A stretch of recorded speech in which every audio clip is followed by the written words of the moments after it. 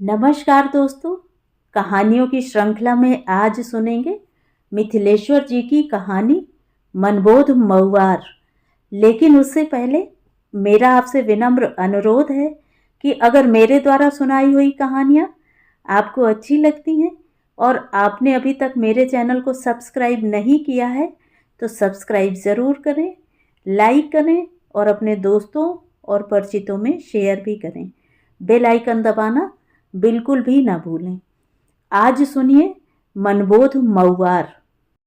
महाराजगंज में डेरा जमाते ही आस पड़ोस के लोगों ने मुझे यह हिदायत दी कि अगर इस मोहल्ले में रहना है तो मनबोध मऊआर से बचकर ही रहना है। उनके अनुसार वह बूढ़ा झगड़ा लगावन, कुचरा और अनभल ताकने वाला है। मोहल्ले का कोई ऐसा घर नहीं जो उसकी वक्र दृष्टि का शिकार न हो। मेरे लिए यह बिल्कुल नई बात थी। स्थानांतरण के चलते मुझे इस शहर में आना पड़ा था और विभागीय सहयोगियों की सहायता से महाराजगंज मोहल्ले में ही घर उपलब्ध हो सका था। यह मेरा चौथा स्थानांतरण था। इससे पूर्व 3 शहरों में मैं रह चुका था, जहां अनेक नई नई और अजीबोगरीब जानकारियां प्राप्त हुई थी, लेकिन यह जानकारी उन सब से पृथक थी। मोहल्ले के एक बूढ़े से सब परेशान थे। उस अकेले बूढ़े ने सबकी नाकों में दम कर रखा था। इस जानकारी के बाद बूढ़े को देखने की जिज्ञासा मेरे अंदर पैदा हो गई। आखिर वह बूढ़ा किस धातु का बना है जो अकेले एक पूरे मोहल्ले पर भारी पड़ता है? इस संबंध में मुझे अधिक प्रतीक्षा नहीं करनी पड़ी। शीघ्र ही एक दिन उससे मुलाकात हो गई। वह मोहल्ले के पश्चिम हिस्से में रहता था। उस दिन उसी गली से मैं गुजर रहा था। मेरे साथ मकान मालिक का लड़का पवन भी था। उसी ने मुझे संकेत से बताया कि सामने वाले मकान के बरामदे में चौकी पर जो आदमी बैठा है वही मनबोध मऊआर है। यह सुनते ही मेरे कदम ठिठक गए। देखा, गहरे सांवले रंग का लंबा चौड़ा वह वृद्ध व्यक्ति किसी गांव का ठेठ किसान लगता था। मोटी गर्दन और खुरदुरे हाथ पांव, गर्दन की नसें उभरी हुई, सपाट चेहरा और शिला की तरह सख्त, जवानी में पहलवानी कर चुकने का आभास। बदन पर किसी मोटे कपड़े की गंजी और साधारण सी धोती, गंजी के नीचे लटकता जनेऊ और उसमें बंधी कुंजी, आंखों में पुराने फ्रेम का चश्मा, माथे के बाल घुटे हुए, दाढ़ी मूछ सफेद। उसे देखते ही मेरे मुंह से निकल गया, यह तो गांव का आदमी मालूम पड़ता है। पास खड़े पवन ने मेरी बात की पुष्टि की। हाँ, गांव का ही है। पत्नी की मृत्यु के बाद अपने बेटे की नौकरी पर शहर आ गया है। मैंने अपने ठिठक गए पांव को तत्क्षण गतिशील बना दिया कि कहीं मनबोध मऊआर को यह न लगे कि कोई तमाशबीन की तरह उन्हें घूर रहा है। लेकिन मेरी सतर्कता के बावजूद उसकी पैनी आंखों ने मेरी चोरी पकड़ ही ली। तो आप हैं बैंक वाले धर्मदेव बाबू? उपधेया के मकान में आप नया किराएदार आए हैं। आपसे एगो काम है भाई, 1 मिनट का वास्ते आइए। मैंने साथ चल रहे पवन की ओर देखा। उसने व्यंग्यात्मक लहजे में धीरे से कहा, मैं तो चला, मुझे जरूरी काम है। बूढ़े ने पकड़ लिया आपको, फंसा लिया अपने जाल में। पवन आगे बढ़ गया। मेरे कदम मनबोध मऊआर के पास जा पहुंचे। उन्होंने पूरे स्नेह से मुझे अपने पास ही चौकी पर बिठाया, फिर अपनी पोती को चाय लाने का आदेश दिया। लेकिन मैंने मना कर दिया। अभी अभी चाय पी है, मैं अधिक चाय नहीं पीता। अब उन्होंने आम ग्रामीण की भांति मेरा पूरा हुलिया लेना प्रारंभ कर दिया कि मैं क्या हूं, कहाँ का हूं, मेरे परिवार में और कौन कौन है, मैं यहां कैसे चला आया आदि। उनके ये प्रश्न मुझे नागवार लगे, फिर भी अनिच्छा से ही सही मैं जवाब देता गया। किसी नए व्यक्ति के बारे में इतनी जानकारी प्राप्त करने का क्या तुक? अवश्य यह आदमी कारगुजारियों वाला है। मैं शंकित दृष्टि से उन्हें ताकने लगा। शायद उन्होंने मेरा अभिप्राय लक्ष्य कर लिया। आपके बैंक में हमारा पुतवा एगो खाता खुलवाना चाहता है, यही वास्ते आपको कष्ट दिया। जवाब में चट कहा मैंने, इसमें कोई परेशानी नहीं। जब इच्छा हो अपने पोते के साथ बैंक आ जाइएगा। जिसके नाम खाता खुलेगा उसकी 2 तस्वीरें और पहचान पत्र जरूरी हैं। यह कहकर मैं वहां से चलने को हुआ कि उन्होंने फिर पकड़ लिया। जाइए, आबाद रहिए, आप तो हीरा आदमी लगते हैं। उपधेया के घर तो आप आइए गए हैं, बाकी वो आदमी नहीं, कसाई है। अपने छोरों की तुलना में छोरियों को फूटी आंखों नहीं देखता। उसकी 2 छोरियां बीमार होकर मर गईं। इलाज तक नहीं करवाया, किंतु छोरों के सर्दी बुखार पर भी डॉक्टरों के यहाँ भाग दौड़ लगाने लगता है। वैसा आदमी का मुंह देखना भी पाप है। जो अपनी जाइयों का नहीं, वह और किसी का क्या होगा। अब उनकी यह बात मुझे फिजूल लगने लगी। मोहल्ले वासियों की टीका टिप्पणियों का अर्थ भी खुलने लगा। अब मैं भी अपनी जल्दबाजी व्यक्त करते हुए उठ खड़ा हुआ। मैं एक आवश्यक कार्य में हूं। किसी दूसरे के मामले से हमें क्या मतलब। अपनी समस्याएं ही इतनी हैं कि दूसरों के बारे में जानने की कहां फुर्सत। मेरी इस बात पर मनबोध मौवार का चेहरा कुछ फक्सा हो गया। शायद यह तर्क उन्हें पसंद नहीं आया। खैर, उनकी पसंद और नापसंद का ख्याल किए बगैर मैं आगे बढ़ गया। शाम पत्नी से इस बारे में बातचीत हुई तो उसने मनबोध मौवार की बात की ही पुष्टि की। अपनी व्यस्तताओं के चलते तथा दूसरों की जिंदगी में न झांकने के अपने शहरी दृष्टिकोण की वजह से मैंने ध्यान नहीं दिया था, लेकिन अब साफ साफ महसूस कर रहा था। सचमुच मकान मालिक उपाध्याय का अपनी पुत्रियों के प्रति अमानवीय व्यवहार था। उसके घर के एक पुराने किराएदार से इस सत्य की पुष्टि भी हुई कि उसकी घोर उपेक्षा से ही उसकी 2 बेटियों का निधन अल्पायु में ही हुआ। उन 2 बेटियों के निधन के बाद अभी उसे 3 बेटे और 3 बेटियां थीं। वह बेटियों से कसकर काम लेता। कहता, जिस घर में 3-3 बेटियां सयानी हो चली हों, उस घर में दाई नौकर की क्या जरूरत। उन्हें सख्त नियंत्रण में रखता। कहता, सयानी लड़कियों का घूमना फिरना और इधर उधर आना जाना अच्छा नहीं होता। बेटों की तुलना में बेटियों को पौष्टिक आहार से भी वंचित रखता। कहता, गए मरद जो खाए खटाई, बिगड़ी नार जो खाए मिठाई। लड़कियों का चटोरपन ठीक नहीं। पढ़ाई लिखाई के बारे में भी उसकी यही धारणा थी। लड़कियां अधिक पढ़ लिख कर क्या करेंगी। बेटे जब नौकरी की तगड़ी प्रतियोगिताओं में नहीं आ पाते तो वे तो आने से रहीं। वह जमाना चला गया जब गदहा जिलेबी खाता था। घर गृहस्थी संभालना सीख जाएं, काफी है। जहां जाएंगी वहां यही सब करना पड़ेगा।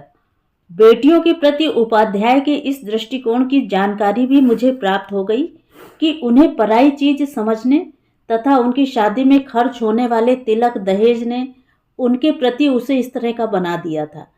लेकिन मैं समझ नहीं पाता था कि इसमें उसकी बेटियों का क्या कसूर। उपाध्याय के इन करतूतों से उसके मकान में रहने वाले सभी किराएदार तो अवगत थे ही, मोहल्ले के लोग भी इससे अनभिज्ञ नहीं। लेकिन कभी किसी ने इसके खिलाफ आवाज नहीं उठाई। दूसरों के निजी पारिवारिक जीवन से उन्हें क्या मतलब।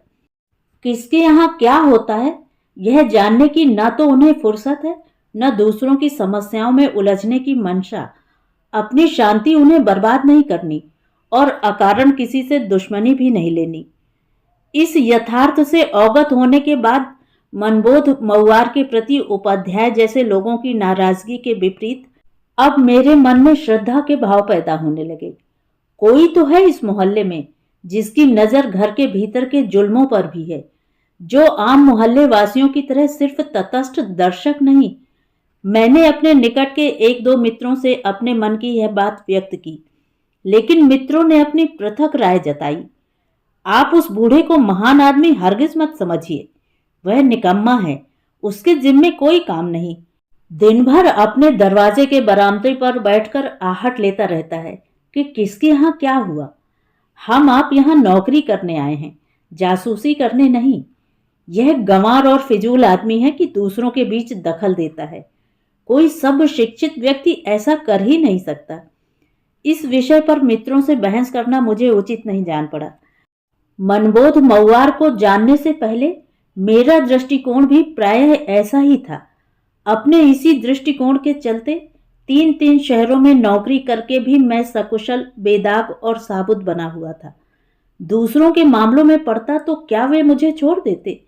लेकिन इसके बावजूद मनबोध मौवार को जानने के बाद अचेतन में पड़ा मेरा समाज चेता मन सुगबुगाने लगा था। जाने अनजाने अपनी वर्तमान जीवन शैली के प्रति मेरे मन में असंतोष के अंकुर फूटने लगे थे और मेरा ध्यान रह रहकर मनबोध मऊआर की ओर जाने लगा था।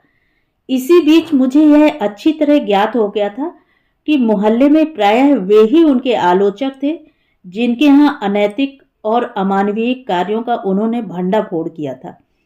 चूंकि विषय और समस्याओं के परिवर्तन के साथ अधिकांश घर इस श्रृंखला में थे, इसीलिए मनबोध मऊआर के विरोधियों की संख्या अधिक थी। उनसे सहानुभूति रखते हुए भी दिन के उजाले में उनके यहाँ मेरा बैठना संदेह के घेरे में आना था। इसीलिए रात के अंधेरे में ही मैं उनके यहाँ जाने लगा। मुझे यह स्वीकार करने में तनिक भी आपत्ति नहीं कि महाराजगंज के बारे में मुझे सही और पक्की जानकारी उनसे ही हासिल हुई। बीतते समय के साथ एक सुबह बिस्तरे से मेरे उठते ही पत्नी ने यह सूचना दी, बगल वाले घर का सुदामा मर गया। महाराजगंज में हमें आए अभी सिर्फ 3 माह हुए थे, लेकिन सुदामा को हम जानने लगे थे। भीमा, श्यामा और सुदामा 3 भाई थे। सुदामा सबसे छोटा था और देखने में भी दोनों भाइयों से कमजोर और कुपोषण का मारा। वह तुतलाकर बोलता और लंगड़ाकर चलता। शायद इसी वजह से उसकी शादी भी नहीं हुई थी, लेकिन एक दिन पहले तक तो वह ठीक था। शाम को अपने दरवाजे पर बैठे उसे चूड़ा फांकते हुए मैंने देखा था। आखिर रात में अचानक उसे क्या हो गया? उसकी मृत्यु मुझे सहज स्वाभाविक मृत्यु नहीं जान पड़ी। इस संबंध में आस पड़ोस से मैंने जानकारी लेनी चाहिए, तो किसी ने भी अपनी रुचि नहीं जताई। शायद वस्तु स्थिति की जानकारी उन्हें न हो, शायद जानते हुए भी अपनी नगरीय जीवन शैली के चलते न जानने का अभिनय कर रहे हों। पर शाम को मनबोध मऊआर के पास पहुंचते ही मुझे पक्की जानकारी हासिल हो गई। अरे, ई काम भीमुआ का है।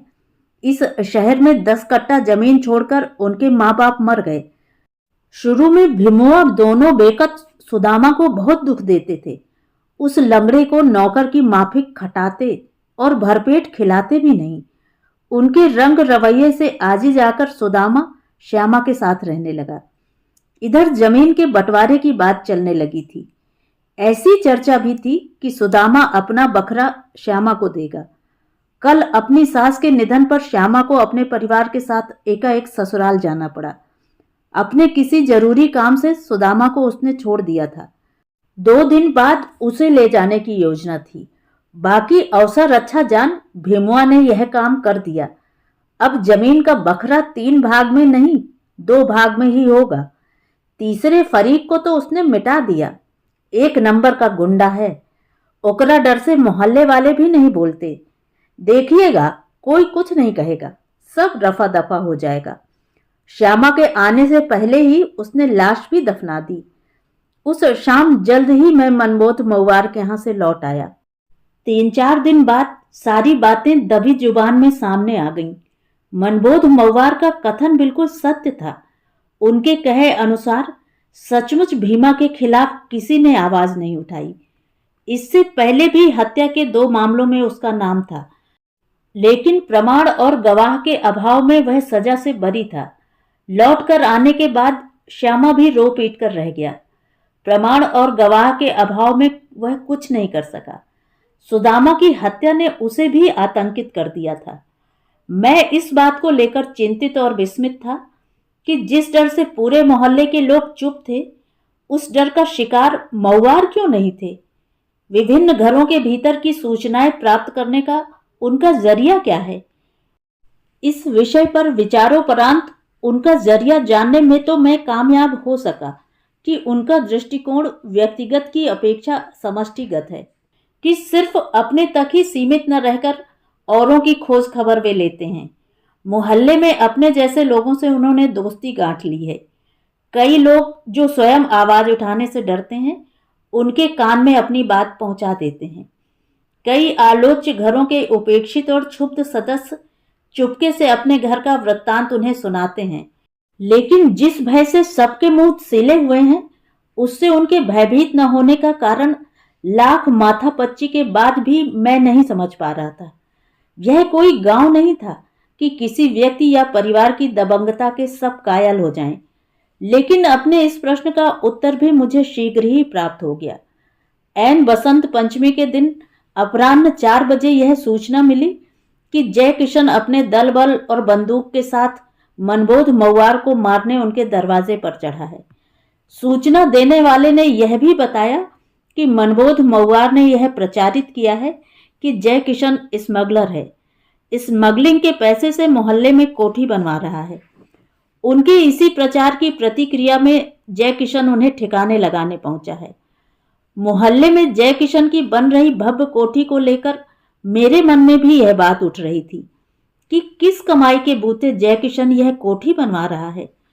लोगों के अनुसार तो वह कलकत्ता की किसी फर्म में काम करता था, पर अक्सर वह महाराजगंज में ही नजर आता रहता। मैंने महाराजगंज के एक पुराने बाशिंदे से पूछा भी था, यह जय किशन क्या काम करता है और किस पद पर है कि ऐसी कोठी बनवा रहा है। बातचीत में तो मुझे अधिक पढ़ा लिखा भी नहीं लगता, लेकिन उस बाशिंदे ने अपने संक्षिप्त जवाब के साथ इस चैप्टर को ही बंद कर दिया था। कौन क्या करता है इससे हमें क्या मतलब, हम तो सिर्फ इतना जानते हैं कि वह आदमी ठीक है। अब उस ठीक आदमी का सही खुलासा मनबोध मऊआर से उसकी तकरार ने कर दिया। मनबोध मऊआर की टिप्पणियों से मैं अवगत था। बिना पक्की जानकारी के वे कोई बात नहीं कहते। मैं घटना स्थल पर पहुंचने के लिए तत्क्षण तैयार हो गया। शायद पत्नी ने मेरा इरादा भांप लिया। उसने मुझे रोकते हुए कहा, आपको अभी वहां नहीं जाना। ऐसे मामलों में अक्सर दर्शक और बीच बचाव करने वाले ही जख्मी होते हैं। फिर आपके पहुंचने से जय किशन कहीं यह ना समझ ले कि आप भी उस बूढ़े के साथ हैं। हम यहाँ परदेश में हैं, किसी की नजर में हमें नहीं चढ़ना। पर इस सूचना से अवगत होने के बाद मैं रुकने वाला नहीं था। मैंने पत्नी से बहाना बना दिया, मुझे वहां नहीं जाना, मैं तो बैंक के एक मित्र से मिलने जा रहा हूं। एक फाइल के संबंध में उसे कुछ जरूरी बातें बतानी हैं। और घर से निकल गली के मोड़ से ओझल हो मैं सीधे मनबोध मऊआर के यहाँ जा पहुंचा। मेरे पहुंचने तक टकराहट का शुरुआती आवेग समाप्त हो गया था और बुझारत का प्रयास जारी था। जय किशन अपने आदमियों के साथ मनबोध मऊआर के हाथे में खड़ा था। उसका चेहरा तना तथा आंखें लाल थीं। वह अपने हाथ में दुनाली लिए था। मनबोध मऊआर के दोनों बेटे उसके सामने हाथ जोड़कर उसे शांत करने की कोशिश कर रहे थे। हम उनकी ओर से आपसे माफी मांग रहे हैं। उनका दिमाग खराब हो गया है।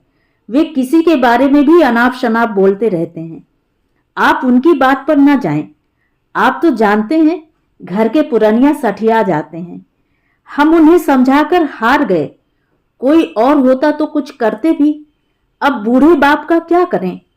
जो लोग उन्हें जान गए हैं वे उनकी बात को इस कान से सुन उस कान से उड़ा देते हैं। आप भी उनकी बात को लेकर अपने मन में कोई अमनक मत रखिए। हम सपने में भी आपके बारे में वैसा नहीं सोच सकते। इधर दरवाजे पर मनबोध मऊआर के 2-3 पोते उन्हें पकड़कर घर के अंदर ले जाना चाहते थे, लेकिन वे उन सबों के काबू में नहीं आ पा रहे थे। उनकी गिरफ्त में जकड़े होकर भी वे जय किशन की ओर बढ़ने के लिए हाथ पांव ऐंठ रहे थे तथा क्रोध में उसे धमकाए जा रहे थे। 4 दिन का लौंडा, तू मुझे बंदूक दिखा रहा है? इस बुढ़ापे में भी तेरे लिए अकेले काफी हूं। अपनी माँ का दूध पिया हो तो बंदूक फेंक कर आ जा मेरे पास। हिम्मत हो तो अकेले अकेले मुझसे फरिया ले। अभी हमारा एक हाथ भी बर्दाश्त नहीं कर पाएगा। तेरी करनी कौन नहीं जानता। चोर को चोर नहीं तो क्या साधु कहें। मुझे लगा दूर खड़े जय किशन के कान में अगर मनबोध मऊआर की यह बात पड़ जाएगी तो उसके बेटों के लाख शांत कराने पर भी वह नहीं मानेगा। इस आसन्न संकट को लक्ष्य कर उनके पोतों को मैंने संकेत किया कि उन्हें किसी तरह घर के अंदर ले जाएं, लेकिन वे पोतों के घर के अंदर जाने को तैयार नहीं। मुझे देखने के बाद मुझे ही संबोधित करके अपना उबाल व्यक्त करने लगे। इस पर मैंने भी अपनी बेरुखी उनके समक्ष प्रकट की। अभी मैं आपकी कोई बात सुनना नहीं चाहता। अगर आप इसी वक्त घर के अंदर नहीं जाते तो फिर मैं दोबारा आपके यहां नहीं आऊंगा। मेरी यह सख्त आवाज सुन मनबोध मऊआर को जैसे काट मार गया।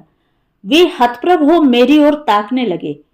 मुझसे ऐसी बात की अपेक्षा उन्होंने नहीं की थी। शायद मेरे इस अनपेक्षित प्रहार का ही परिणाम था कि वे पोतों के वश में हो अंदर चले गए। अब मैं तेजी से जय किशन के समक्ष आ गया। फिर मेरे मुंह से स्वतः बोल फूट पड़े, आप इन लोगों के पिता की बात से एकदम विचलित न हो। वे पुराने ख्याल के आदमी हैं। उनका सारा जीवन गांव पर बीता है। किसी ने आकर कुछ कह दिया, बस उसे सच मान बैठे। इनकी टीका टिप्पणियों पर हमें क्या सोचना। मेरी माँ भी बुढ़ापे में क्या कुछ नहीं बोलती थी, पर हमने कभी ध्यान नहीं दिया। आप भी अपने घर का एक वृद्ध समझ उनकी बात भूल जाएं। उनका कहना न कहना सब एक बराबर।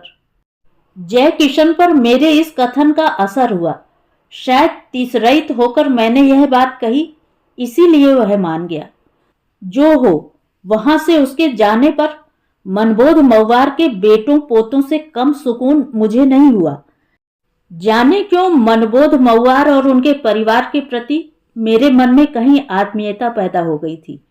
शायद उस आत्मीयता ने ही हस्तक्षेप के लिए मुझे प्रेरित किया था। मैं वहां से चलने को हुआ तो मनबोध मव्वार के बेटों ने मुझे रोक लिया और बरामदे के कमरे में मुझे सादर बैठाया, यह जानते हुए कि मेरी वजह से ही उनके परिवार पर आया संकट टला है। वे मेरे प्रति श्रद्धावनत हो गए। मेरे मना करने के बावजूद मीठा और नमकीन के साथ चाय का कप मुझे थमा दिया। फिर बातें चल निकली। चूंकि प्रसंग मनबोध मव्वार का था, इसीलिए उनके बेटों ने उनके ही हैरत अंगेज कारनामों का जिक्र शुरू कर दिया। अपने पिता के पास अक्सर बैठने वाले मुझको अपने पिता का मेलिया जान वे वस्तु स्थिति से अवगत अवगत करा देना चाहते थे, ताकि मैं उन्हें समझा सकूं। मनबोध मव्वार के बड़े बेटे का कहना था, आखिर पिताजी यह सब क्यों करते हैं, मैं समझ नहीं पाता। उनकी फिजूल टिप्पणियों ने हमारी नाकों में दम कर रखा है।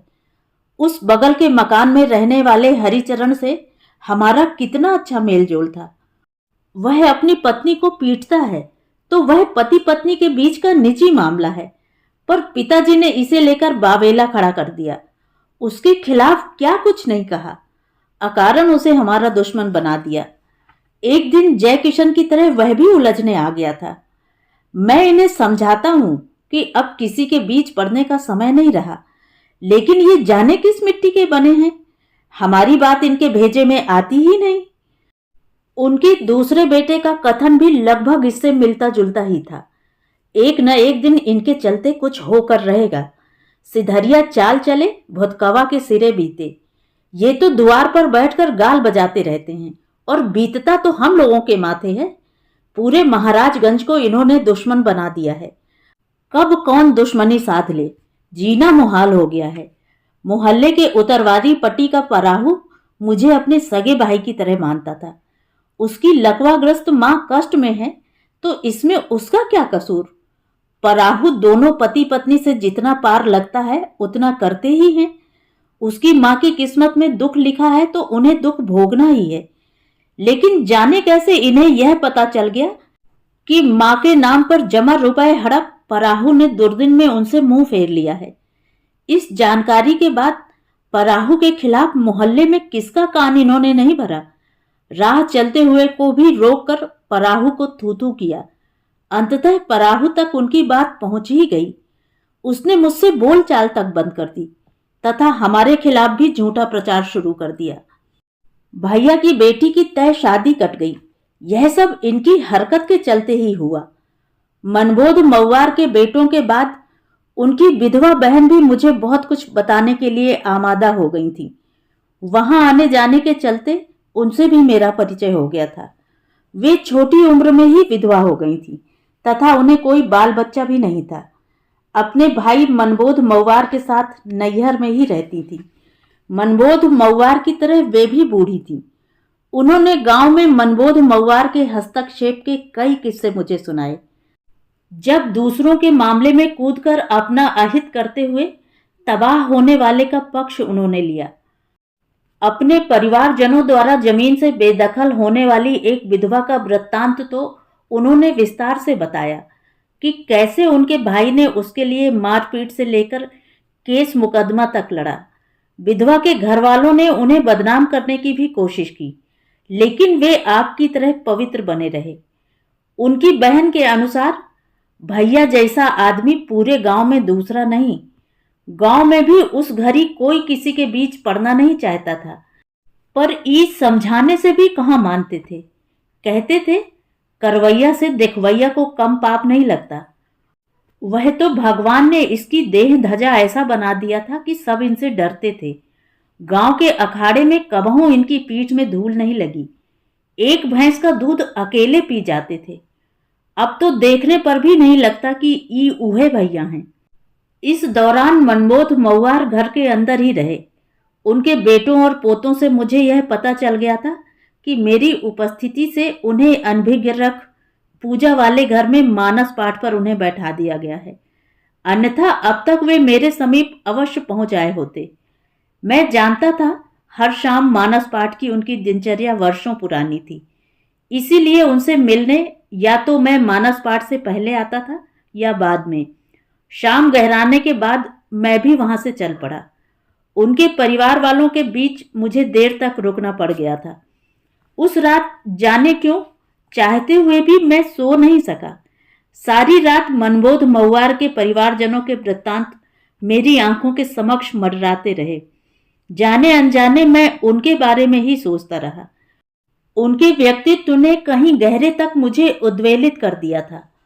उनकी भूमिका को मैं किस खाने में रखूं समझ नहीं पा रहा था। हालांकि उनके परिवारजनों की बातों से कुछ स्पष्ट निष्कर्ष मुझे हासिल हुए थे। मनमोद मऊआर की इन हरकतों से वे त्रस्त जरूर थे, लेकिन अंततः दोष समय को ही दे रहे थे कि अब यह सब करने का समय नहीं रहा। अपने व्यक्तिगत लाभ हानि को ध्यान में रखे बगैर अब कोई किसी के बीच नहीं पड़ता। उनके अनुसार गांव में भी अब ऐसे लोग नहीं रहे जो दूसरों के विवाद में अपना सिर खपाएं और बिना किसी स्वार्थ के सही को सही और गलत को गलत कहें। उनकी बातों से यह भी ज्ञात हो गया था कि बुढ़ापे में शरीर सक्षम न होने के चलते ही मनमोद मऊआर सिर्फ टीकट टिप्पणियों तक सीमित थे। गांव में उनका अखाड़िया शरीर जब तक मजबूत बना रहा, वे सशरीर कूदने से बाज नहीं आए। मेरी जानकारी में गांव से शहर तक अब ऐसे चरित्र नगण्य थे। वैसे मैंने सुना था पिछली शताब्दी में ऐसे चरित्र होते थे जो अब लोक कथाओं और आदिम इतिहास के पात्र बन गए हैं। इस बिंदु पर मुझे मनमोद मऊआर अपनी पीढ़ी के अंतिम पात्र नहीं, पिछली शताब्दी के अंतिम पात्र नजर आने लगे। विज्ञान के विद्यार्थी के नाते वंश परंपरागत जीन के रूपांतरण से मैं अवगत था। शायद यह उसी तरह की पीढ़ी के रूपांतरण का जीन था जिसने मनमोद मऊआर को ऐसा बना दिया था। मनमोद मऊआर को लेकर मेरे मन में अजीब ढंग के हैरत अंगेज विचार आने लगे। वे मुझे किसी विलुप्त प्रजाति की नस्ल का दुर्लभ उदाहरण जान पड़ते। यह उनकी विडंबना थी कि मनुष्य के कलेवर में आए थे। अगर किसी अन्य जीव जंतु के कलेवर में होते तो उन्हें बचाने के लिए पूरा राष्ट्र लग जाता। किसी जैविक उद्यान में उनके अलग रहने की अच्छी व्यवस्था की जाती तथा उनकी सुरक्षा का विशेष इंतजाम होता, जबकि उनकी स्थिति इसके बिल्कुल विपरीत थी। उन्हें बचाने और हिफाजत से रखने की अपेक्षा पूरा महाराजगंज मारने को तैयार था। मेरे मस्तिष्क में सारी रात ऐसे ही अजूबे ख्याल आते रहे। सुबह होने पर जब बैंक जाने की दिनचर्या में मैं जुटा, तब कहीं इन ख्यालों से मुक्त हो सका। इस घटना के बाद 1 महीने की छुट्टी ले अपनी पत्नी और बच्चों के साथ मैं अपने पैतृक शहर चला गया। वहां अपने परिवारजनों एवं मित्रों से बताने के लिए मनमोद मऊआर से बड़ी खबर मेरे पास दूसरी नहीं थी। जैसा कि मुझे विश्वास था, इस खबर को सुन सब पुलकित और विस्मित हुए बिना नहीं रह पाए। मेरे वयोवृद्ध बड़े भैया ने तो अगली बार मेरे साथ आरा चलकर मनमोद मऊआर को देखने की अपनी इच्छा भी व्यक्त की। छुट्टी समाप्त कर जब मैं अपने परिवार के साथ आरा पहुंचा तो स्टेशन पर ही महाराजगंज निवासी मेरे मकान मालिक का लड़का पवन मिल गया। उसने मुझे देखते ही हर्ष के साथ यह सूचना दी, बुढ़वा मऊआर लंगड़ा हो गया। स्कूटर वाले ने तो खूब कसकर धक्का मारा था। भाग्यशाली था कि सिर्फ टांग टूटकर ही रह गई, नहीं तो साफा था। इस सूचना को मैंने अपने ऊपर वज्रपात की तरह महसूस किया। मनबोध मऊवार के प्रति उपाध्याय परिवार के दृष्टिकोण से मैं वाकिफ था। उस छोकरे से इस विषय में अब और कुछ बातचीत न कर मैं तेजी से अपने निवास चल पड़ा। पत्नी और बच्चों को घर छोड़ सीधे मनबोध मऊवार के यहाँ भागा। इस सूचना ने उनसे मिलने के लिए मुझे बेचैन कर दिया था। जब मनबोध मऊवार के यहाँ पहुंचा, दोपहर सरक रही थी। बरामदे वाले अपने कमरे में वे चौकी पर चित लेटे थे। वे ट्रैक्शन पर थे। उनका टूटा पांव ऊपर की ओर उठाकर स्टैंड से बांध दिया गया था तथा स्टैंड के दूसरी ओर कोई वजनी वस्तु लटका दी गई थी। उन्हें उठने बैठने और अधिक हिलने डुलने की मनाही थी। इस अल्पावधि में ही उनका चेहरा सूखकर कांटे की तरह रुक्ष हो गया था तथा आंखें कुछ अंदर तक धंस गई थी। लेकिन मुझ पर नजर पड़ते ही उनकी आंखें फिर पहले जैसी बेहस उठी तथा चेहरे पर ताजगी लौटने लगी। आप कब आए धर्मदेव बाबू? मैं आपकी राह ताक रहा था। एक आपे तो है इस मोहल्ले में जिसमें कुछ धर्म ईमान बचा है।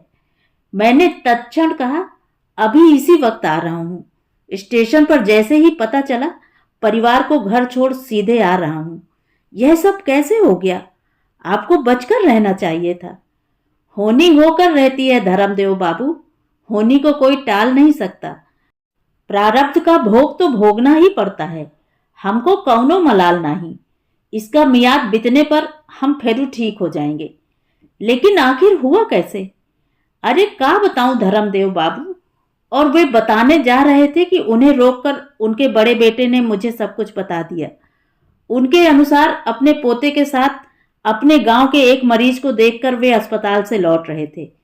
उनके गांव का कोई व्यक्ति इलाज कराने शहर आता तो सूचना पाते ही वे उससे मिलने जाते और जितना संभव हो पाता उसकी सहायता करते। उस दिन लौटने में उन्हें देर हो गई। शाम का अंधेरा घिर गया था। बड़ी मठिया वाले मोड़ के पास पीछे से आ रहे मोटरसाइकिल सवार ने उन्हें धक्का मारा। हालांकि वे रोड के किनारे थे, किसी सवारी से टकराने का प्रश्न ही नहीं था, लेकिन उन्हें धक्का मारने वाले मोटरसाइकिल सवार ने गलत साइड में आकर योजना के अनुसार उन्हें धक्का लगाया और फरार हो गया।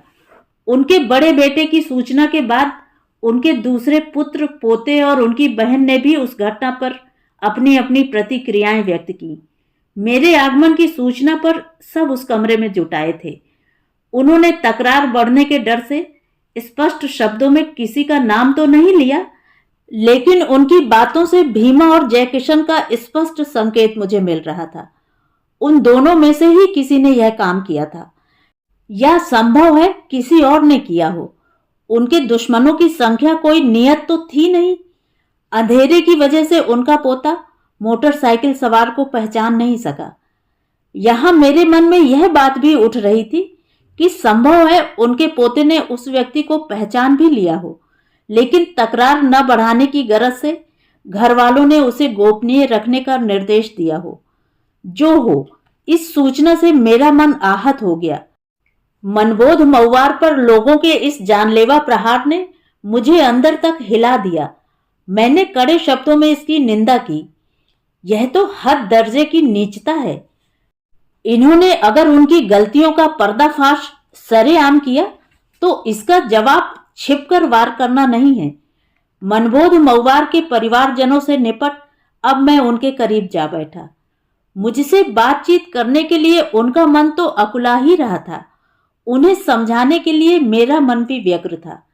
मेरे अंदर से स्नेह, सहानुभूति और लगाव, आत्मीयता का सहज उबाल स्वतः शुरू हो गया। आप क्यों इस तरह अपने को बर्बाद करने पर तुले हैं? जिनके आचरण और कार्य गलत लगते हैं उन्हें सिर्फ मन के धरातल पर समझ लिया जाए। किसी के खिलाफ सक्रिय होना आज खतरे से खाली नहीं। यह तो खुदा का शुक्र है कि सिर्फ पैर के सिरे ही बीता। ऐसी दुर्घटनाओं में जान जाते भी देर नहीं लगती। आप तो खुद कहते हैं इस मानुष तन को बहुत जतन से सहेज कर रखना है। ईश्वर ने बहुत अनुग्रह कर इसे प्रदान किया है। आपका परिवार कितना अच्छा और भरा पूरा है। अपने पोते पोतियों के बीच आराम से आपको रहना चाहिए। सब आपको हाथ पर लिए रहते हैं। हमारे लिए आपका जीवित रहना बहुत जरूरी है। मेरे लिए तो इस शहर में आप एकमात्र मेरे दिशा निर्देशक हैं। मैंने अनुभव किया, मेरी इन बातों से मनबोध महुआर की आंखें कुछ तरल हो गईं, लेकिन जल्द ही अपनी भावुकता पर काबू पा अपने पुराने लहजे में उन्होंने मुझे स्नेहपूर्वक झिड़की देनी प्रारंभ की। आप ही सब क्या कह रहे हैं धर्मदेव बाबू? यह देह का उपयोग जानवर जैसा इसको पालने में नहीं है, परमात्मा के यह संसार के निमित्त लगा देने में है। आप क्या समझते हैं कि करवैया ही दोष का भागी बनता है, देखवैया नहीं? देखवैया का चुपिए से तो करवैया का मन बढ़ता है। एक आदमी अनेत करे और 10 आदमी उनका कान उमेठे तो फिर कोई अनेत नहीं करे। चुपा के रहने वाला जानत है कि वो बचल है, दोष का भागी नहीं, बाकिर को और देखता है, ओकरा नजर से कुछ नहीं छिपता। आप तो बैंक में हैं, पैसा जमा करे वाला आपके यहाँ खाता खोलता है, यही माफिक कतहूं ये जीवन का भी खाता है। ऐसा नहीं कि छिपके कर लिया और कोई जान नहीं पाया। ओ खाता में सब कुछ दर्ज होता है, कुछ भी नहीं छूटता। ये शरीर तो मिट्टी का है, मिट्टिये में मिल जाएगा। सही काम में यह शरीर के घवाहिल होने की फिक्र नहीं करनी चाहिए। मनबोध महुआर जैसे किसी प्रवाह में आकर प्रवचन की शैली में बोलते जा रहे थे। प्रवचन सुनने की मेरी आदत नहीं, लेकिन जाने उनकी बातों में ऐसा क्या था कि उनके एक एक शब्द जीवन शक्ति की भांति मेरे कानों में उतरते चले गए। उनके यहां से जब मैं लौट रहा था, शाम गहरा गई थी। उनके घर और मेरे निवास के रास्ते में एक शिवाला पड़ता था। मंदिरों के पास खड़े होकर कामना करने में मेरा कोई विश्वास नहीं। मैं भाग्य की अपेक्षा कर्म का समर्थक था। लेकिन उस शाम जाने कैसे मनबोध महुआर के ठीक हो जाने और उनके बचे रहने की कामना में मेरे हाथ जुड़ गए। शायद कंगाल की निधि की तरह मैं मनबोध महुआर को खोना नहीं चाहता था। मैंने मुड़कर देखा, आसपास कोई नहीं था। अब घर की ओर बढ़ चला। तो ये थी कहानी। कहानी आपको कैसी लगी? कमेंट करके जरूर बताएं।